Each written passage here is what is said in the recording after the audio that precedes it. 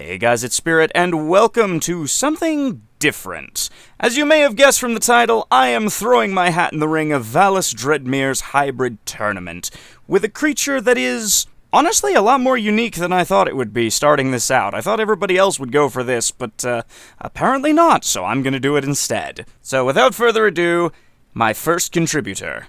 For my first contributor and base genome, I have chosen the Elasmotherium Siegebreaker, aka the Siberian Unicorn. This creature is the largest rhino species in history, at 2 meters tall at the shoulder, 4.5 meters long, and weighing anywhere from 3.5 to 5 tons. While it is predominantly known in pop culture to have a massive horn on its head, the most recent paleontology implies that it didn't actually possess this massive weapon. Instead, the most prominent modern archaeology believes that it was a smaller horn nub containing an air chamber, which allowed it to make loud calls.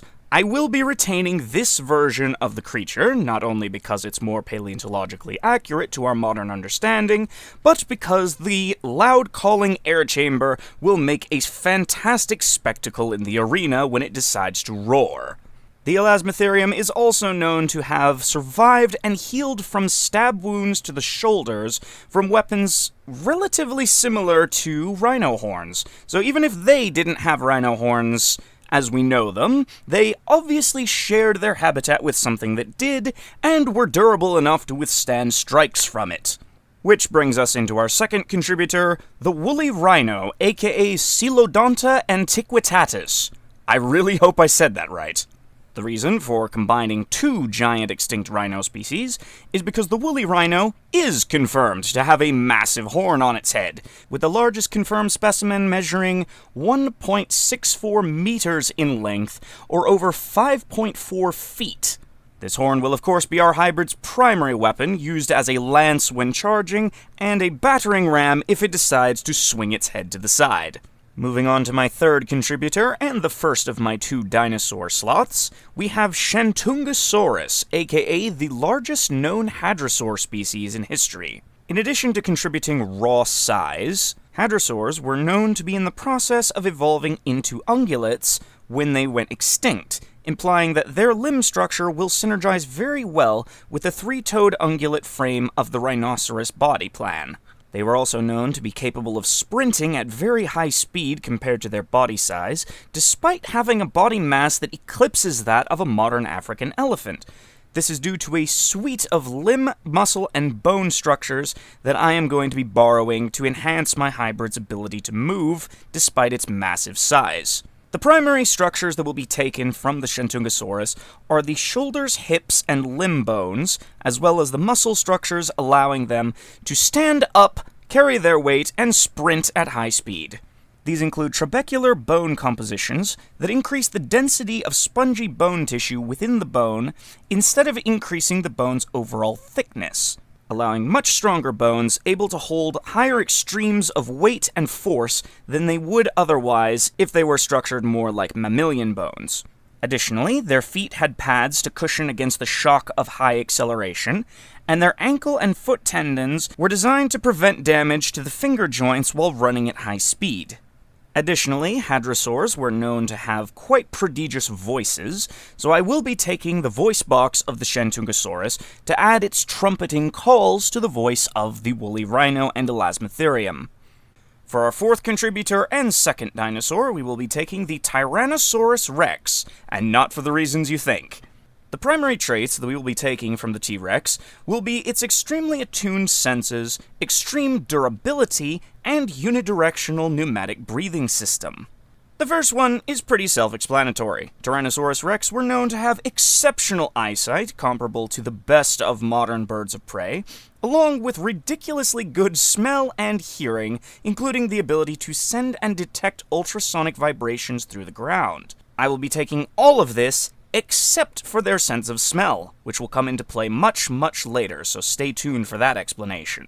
The second part of the Tyrannosaurus genome that I'm taking is the reinforced bone structure and overall durability and resistance to injury. Tyrannosaurs were known to have tanked and survived bites from each other, that being a bite capable of crushing a car engine, and surviving with well, very minimal damage, all things considered.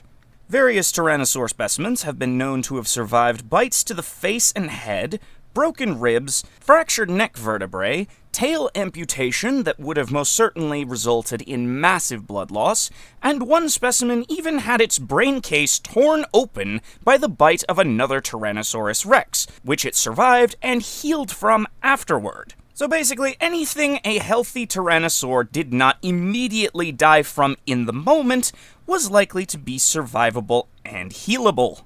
One of the primary reasons for this is the bone structure of the head, neck, and rib cage, which were extremely durable, reinforced, and capable of withstanding the immense pressures of other Tyrannosaur bites and even the spiked charges of Triceratops. Of particular note is the frontal chest armor, which is an additional set of ribs on the front of the chest, which essentially create a double-layered rib cage, which has been shown capable of stopping a charging Triceratops's horns on more than one occasion. This feature will add to our hybrid's overall durability and resistance to injury if anything manages to get past its frontal horn. And now for the most important part. The Tyrannosaur's unidirectional breathing system, composed of a series of rib-mounted air sacs that drastically increase the air intake and blood oxygen efficiency of the creature, allowing it to breathe in and exhale near simultaneously for extremely efficient oxygen exchange.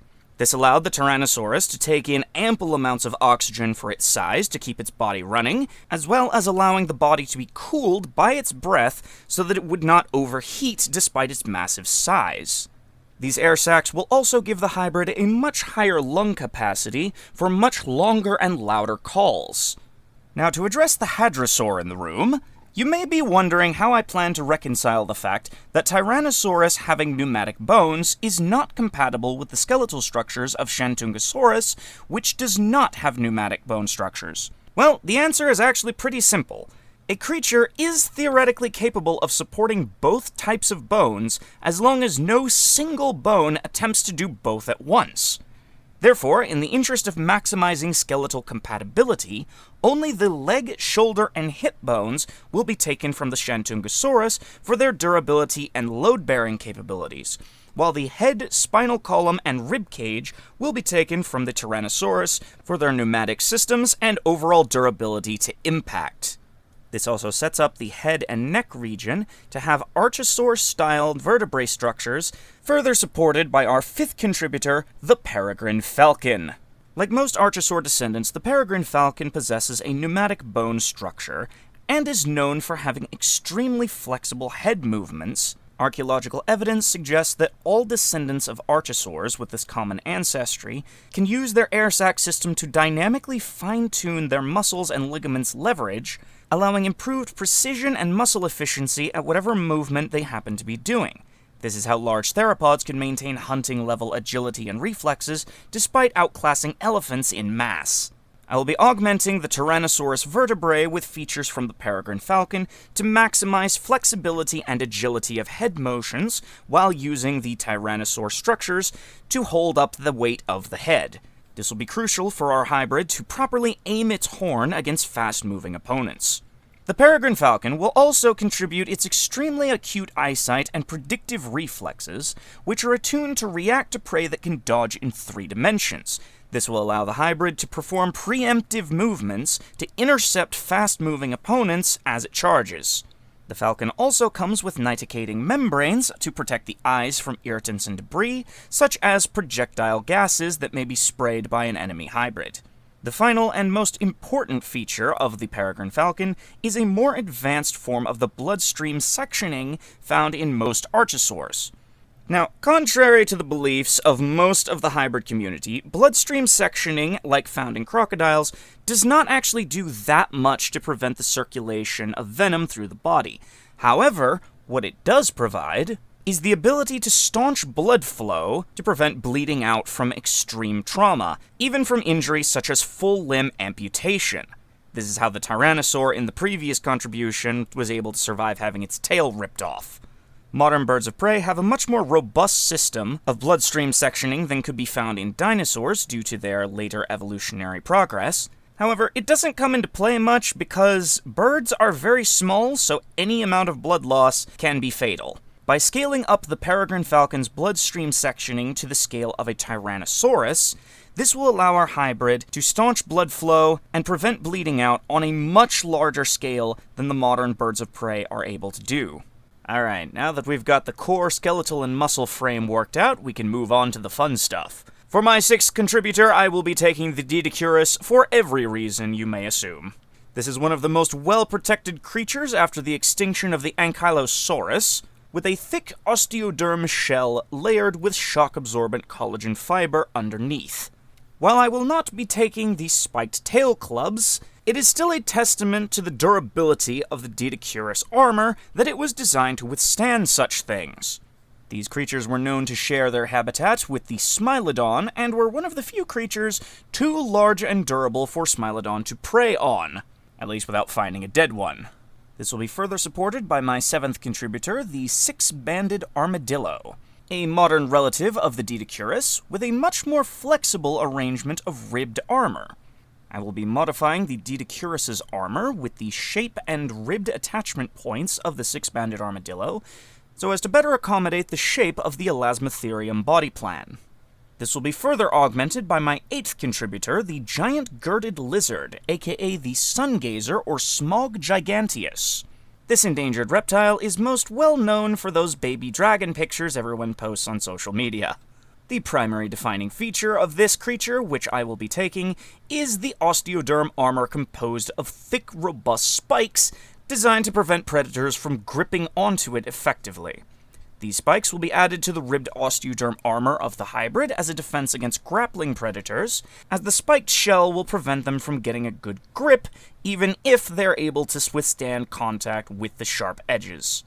My 9th contributor is Megatherium Americanum. The primary trait to be drawn from this creature is the subdermal bone armor, composed of a network of bony shards under the skin linked together like chainmail, capable of deflecting or blocking the teeth and claws of megafaunal predators, such that even Smilodons found these things nigh on indestructible. These will be primarily positioned on the body in gaps between the plates where the Doedicurus and Armadillo armor cannot cover. Additionally, I will be taking the now famous heel bone that allows the creature to rear up on its hind legs for stomping maneuvers. This will be very useful if something gets too close or under the hybrid's range of movement. My 10th contributor, and last of the durability upgrades, is the Feral Hog, aka Sus Scrofa, or however you pronounce that. Its primary contribution will of course be its overall durability and damage resistance, as feral hogs have been known to continue fighting through injuries that would cripple many other animals. This extends to an extremely potent immune system capable of healing from almost any injury that doesn't kill them outright, similar to that of Tyrannosaurus, and the presence of the subdermal gristle shield across the chest and shoulder area, known to withstand both metal spears and low-caliber bullets, in addition to the teeth and claws of native predators. I will be positioning the subdermal shield across the front of the hybrid's body, primarily to cover the area beneath where the Doedicurus armor is capable of reaching. I will also be taking the upturned tusks of the feral hog, so as to be capable of goring opponents that get too close to the face to use the horn, as well as adding the feral hog's vocalizations to the hybrid's voice to add a high note to its trumpeting calls. Moving on to my 11th contributor, we have the Bighorn Sheep, which will be primarily contributing its reinforced skull and brain case, designed to prevent brain injury from high-speed impacts. Additionally, I will also be adding the curled horns to the top of the hybrid's head, so as to provide an additional point of contact for ramming maneuvers if the main horn misses its target. My 12th contributor will be the Mountain Goat, well known for its ability to walk up nearly vertical surfaces that other creatures would find untenable to even stand on. I will be taking the Mountain Goat's extreme sense of balance that allows it to perform these maneuvers, as well as the hardened toe structures that are necessary for standing on such thin surfaces. These will add additional reinforcement to any stomping maneuvers for things that get trampled, as well as allowing it to capitalize on any hard or rocky terrain without tripping over obstacles. For my 13th contributor, I have selected the Quarter Horse, which will give a number of adaptations from both its general equine body structure and from its specific breed specialization. Horses in general have very efficient muscle oxygen consumption and stamina, allowing high energy movement for extended periods. This will make the hybrid a very energetically active animal despite its massive size. Additionally, the horse's windpipe is sheltered within the vertebrae in order to shield it from crushing bites, which, when combined with the Tyrannosaurus bone durability, will make the creature highly resistant to throat bites even from extremely powerful jaws. The quarter horse in specific is known for its extreme agility, capable of rapidly spinning in circles to face its head or hind legs toward an opponent as needed. These joint structures will be used to augment the hadrosaur hind legs, so as to give the hybrid an unparalleled turning radius to both spin and face the opponent, or just spin in a circle to throw off creatures trying to grapple its hide. The 14th contributor is Orchinus Orca, aka the popularly known killer whale. The primary adaptations I will be taking from this creature are its brain and its oxygen absorption capabilities. The orca's intelligence needs no introduction, as its extremely social behavior and strategic intellect are well seen in every documentary concerning them. Orcas have been known to devise specific strategies dedicated to hunting specific types of prey. They are able to understand fluid dynamics well enough to wash seals off of ice floes by manipulating water currents with their body mass, as well as understanding how to manipulate their body's own momentum in order to grab seals off the beach without beaching themselves. This will allow the hybrid to strategize new tactics on the spot designed to counter the strengths and weaknesses of specific opponents as it encounters them. For the second half of the Orca adaptations, I will be taking the marine mammal oxygen absorption and extremely high blood oxygen capacity. Marine mammals use a different method of oxygen absorption from avians like the Tyrannosaurus, which, according to all biological research that I could acquire, allows the two systems to actually synergize within the same body were the structures of both present. This will create a drastically more efficient oxygen retention system than either creature, with incredibly high oxygen capacity being continuously refilled by the Tyrannosaur's unidirectional breathing. This will ensure that the hybrid's muscles never run out of oxygenated blood regardless of its level of activity, and that even extreme blood loss will not dampen its ability to remain active. Additionally, as many people may have surmised, orcas do not have the ability to smell. Being an air-breathing creature that primarily inhabits water, they have no need for the ability to detect scent. Therefore, I will be taking the orca's lack of olfactory capabilities in order to protect my hybrid from being sprayed in the face by any noxious chemical that may use its sense of smell as an attack vector.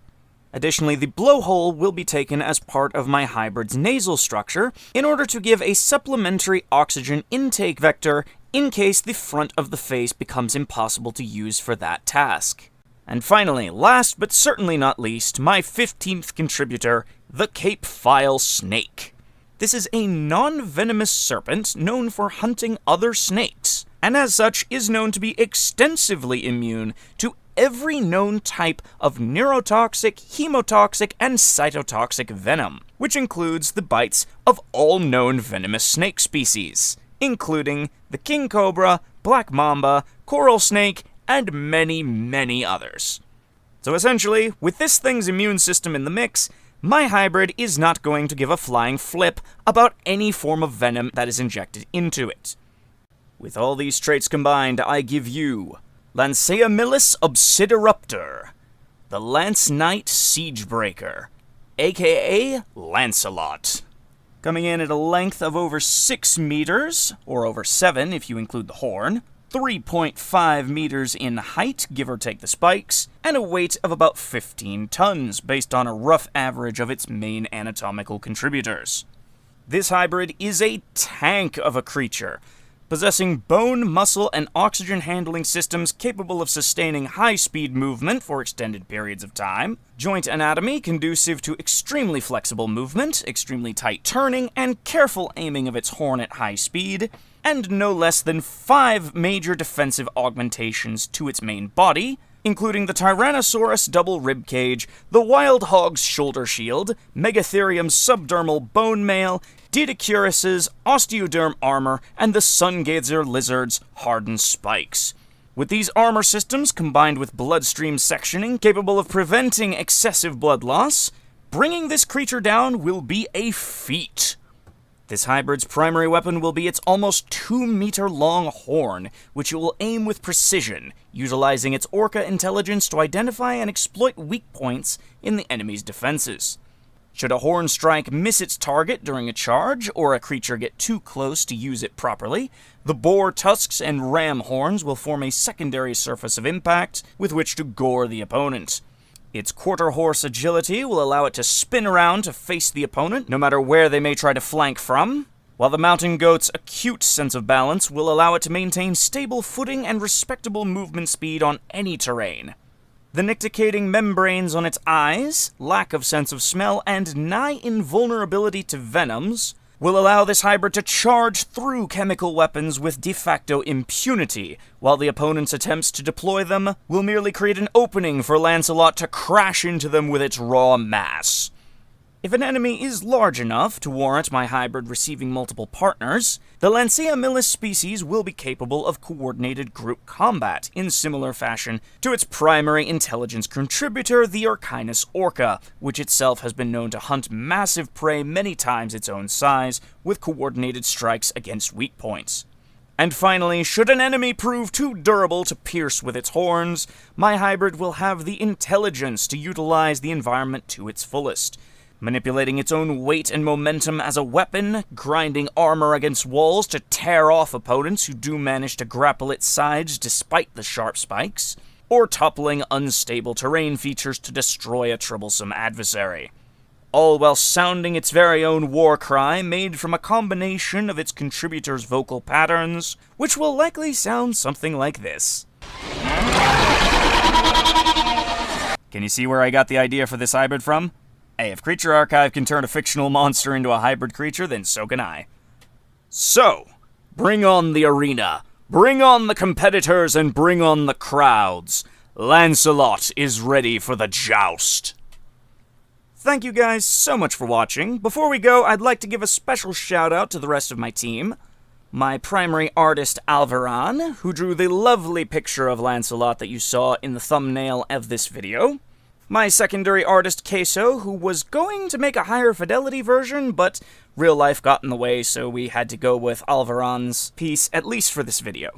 Queso and Oralis, my Spec Evo consultants, and especially Oralis for providing the mastery of biology necessary to fully synergize all of the components of this hybrid creature. You all are amazing, and I look forward to working with you again should there be more hybrid goodness on YouTube. Who knows, I might do one of these tournaments myself someday. But for now, I'm Spirit, and I will see you all later.